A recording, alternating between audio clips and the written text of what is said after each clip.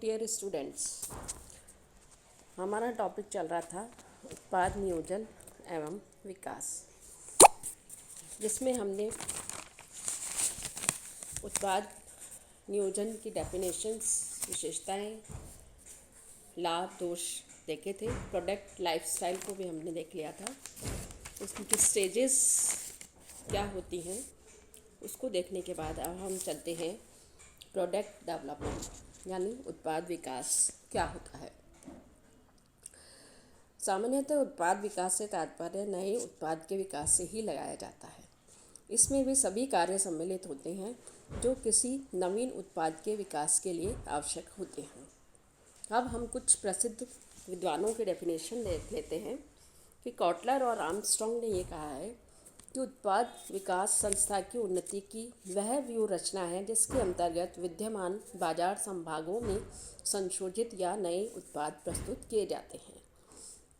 इसी तरह से स्टैंटन और उनके को ऑथर्स ने ये कहा कि उत्पाद बाजार उन्नति की वह व्यूह रचना है जिसमें संस्था अपने विद्यमान बाजारों को बेचने के लिए नए उत्पादों का विकास करती है।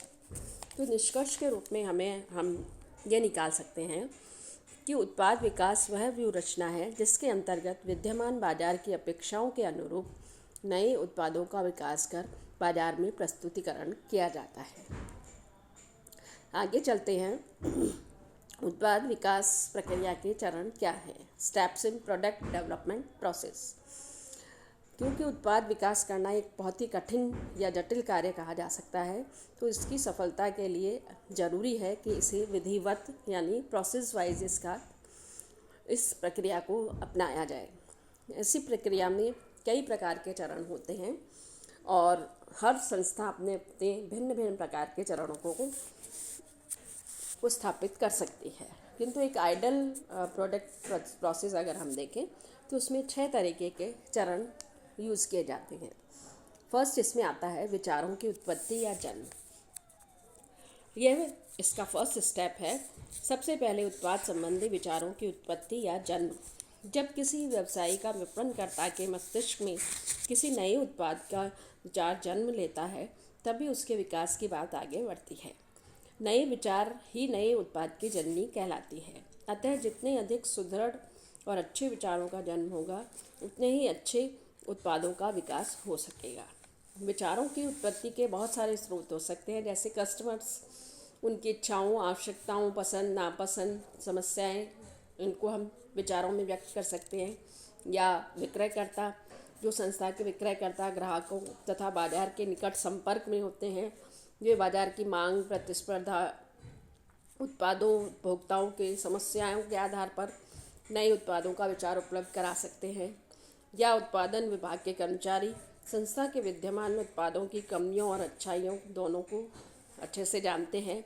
उच्च प्रबंधक जो सर्वत्र आते जाते हैं, यानी देश विदेश का भ्रमण करते हैं, अनेक प्रतिनिधियों से मिलते हैं, उनकी नेशनल इंटरनेशनल सेमिनार्स, फेयर्स या प्रदर्शनियों में भाग लेते हैं, तो उनसे भी हम नए विचारों के उत्पाद के बारे में प्राप्त कर सकते हैं।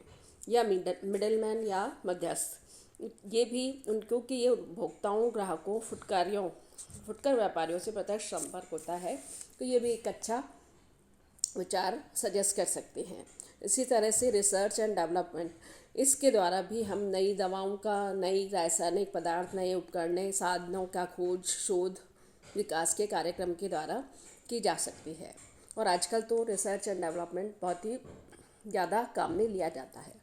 इसके बाद प्रतिस्पर्धी संस्थाएं हो सकती हैं, विनियोजक हो सकते हैं, फॉरेन मार्केट हो सकता है, अन्य सोर्स भी हो सकते हैं, जैसे पत्र पत्रिकाएं, विभागीय प्रतिवेदन, शोधकर्ता, विचारक, व्यापार संघ, चैम्बर, यूनियन, ये सब विचारों की उत्पत्ति को प्रोत्साहित करते रहते हैं। तो नियोजित प्रयास भी करना इनको पड़ना पड़ता है। ऐसे विचारों के विकास के लिए कुछ टेक्निक्स का प्रयोग भी किया जा सकता है। इसके बाद विचारों की जांच परख, यानी स्क्रीनिंग ऑफ द आइडियाज़।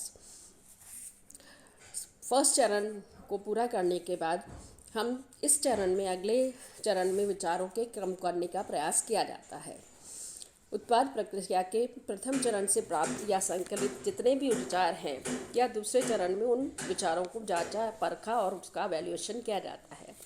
उनका टेस्ट या वैल्यूएशन करने के बाद उन विचारों का त्याग कर दिया जाता है जो संस्था के किसी भी कारण से अनुपयोगी होते हैं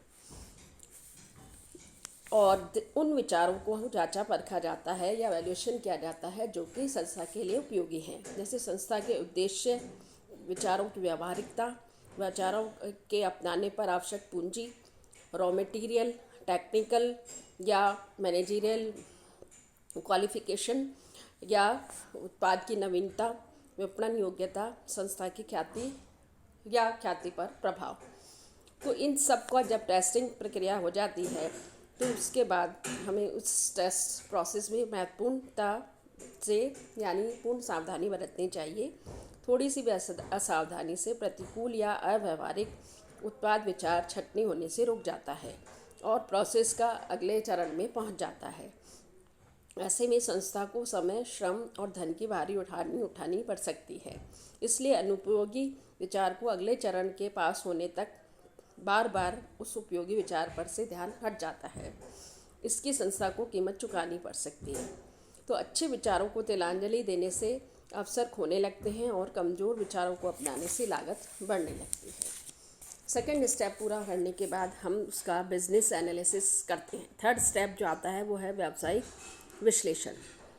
जांच परख के बाद जो विचार दमदार या हितकारी नज़र आते हैं उनका व्यावसायिक विश्लेषण किया जाता है।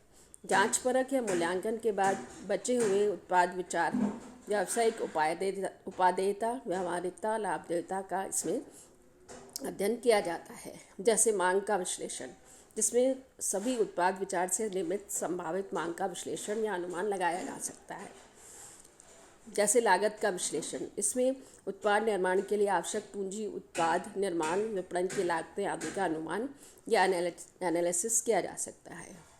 इसी तरह से लाभदेयता विश्लेषण, इसमें उत्पाद की प्रॉफिटेबिलिटी का अनुमान लगाया जाता है। इस हेतु इसमें ब्रेक इवन पॉइंट या इससे कई संबंधी जो रेशियो एनालिसिस हैं उनका हम अनुमान लगा सकते हैं। तो इसके अलावा भी हम उत्पाद विचार के व्यावसायिक विश्लेषण के समय संपूर्ण व्यावसायिक वातावरणों के घटकों, अर्थव्यवस्था की स्थिति, उत्पाद का जीवन चक्र पर आदि का विश्लेषण इसमें किया जाता है। इस स्टेज के बाद थर्ड स्टेज है। थर्ड के बाद इसमें आता है प्रोडक्ट डेवलपमेंट यानी उत्पाद विकास। इस अवस्था में उत्पाद विचार में जो विचार परिवर्तित किया जाता है, इस चरण में उसका वास्तविक रूप बनाया जाता है, उसका परीक्षण किया जाता है। इस प्रोसेस में उत्पाद के रंग, रूप, गुण, आकार, किस्म, पैकेजिंग, नाम आदि का भी निर्धारण कर लिया जाता है। इसमें जिस तरह से क्रियाएं की जाती हैं, जैसे लक्ष्य निर्धारण क्रियाएं, इसमें हम ग्राहकों की इच्छाओं, आवश्यकताओं, पसंदगी, वरीयता आदि के आधार पर उत्पाद के लक्षणों को निर्धारित करते हैं। इसी में हम उत्पाद की किस्म, रंग, रूप, आकार, डिज़ाइन को निर्धारित कर लेते हैं। दूसरा, इसी में वैज्ञानिक इंजीनियरिंग क्रियाएं, इसके अंतर्गत भौतिक स्वरूप या मूर्त रूप उसका तैयार किया जाता है। विपणन विभाग द्वारा निर्धारित उत्पाद के लक्षणों के अनुरूप उत्पाद को तैयार किया जा सकता है। इसके बाद हम करते हैं उसका क्रियात्मक परीक्षण, जिसमें उत्पाद की क्रियाशीलता और संचालन का टेस्ट किया जाता है। फिर हम करते हैं उपभोक्ता वरीयता परीक्षण, जिसमें उपभोक्ताओं को वरीयता की जांच की जाती है। इस हेतु उपभोक्ताओं से उत्पाद का परीक्षण भी कराया जा सकता है। इसके बाद विपणन मिश्रण का निर्धारण, इसमें उत्पाद के विपणन के कार्यों के मिश्रण को निर्धारित किया जाता है, जिसमें उत्पाद का नाम, पैकेजिंग, लेबलिंग, वितरण विधियों, संवर्धनात्मक साधनों आदि का निर्धारण सम्मिलित है। इन सबको करने के बाद प्रोडक्ट डेवलपमेंट का प्रोसेस पूरा हो जाता है। इसके बाद प्रोडक्ट डेवलपमेंट जब हम कर लेते हैं तो नेक्स्ट स्टेप हमारा आता है टेस्ट मार्केटिंग यानी जांच विपणन।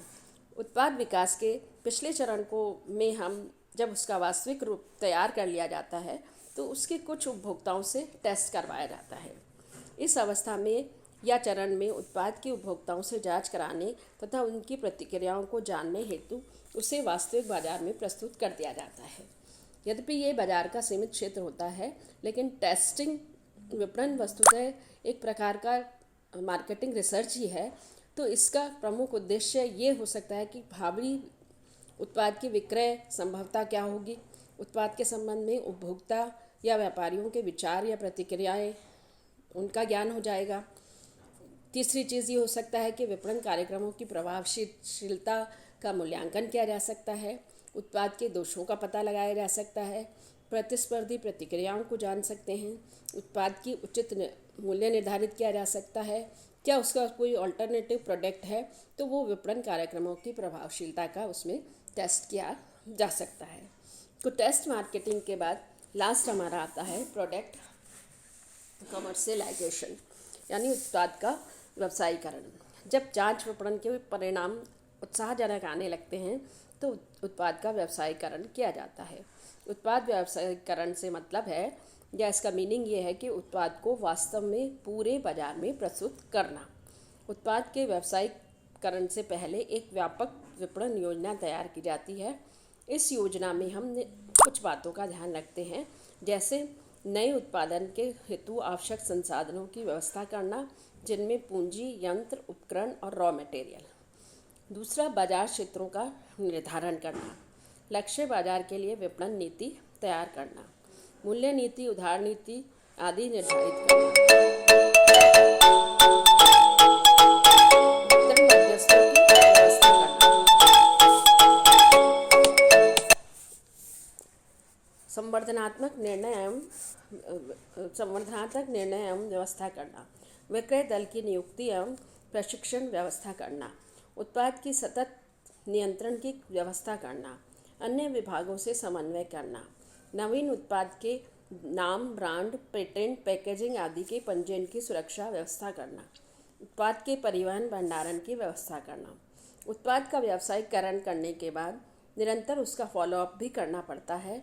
इससे विपणन में कोई समस्या नहीं आती तथा माल के छोटे मोटे दोषों को यथा समय दूर किया जा सकता है। तो इस तरह से हमने देखा कि हम इस प्रक्रिया को पालन करके कोई भी संस्था अपने प्रोडक्ट को या अपने उत्पाद को मार्केट में प्रस्तुत कर सकती है।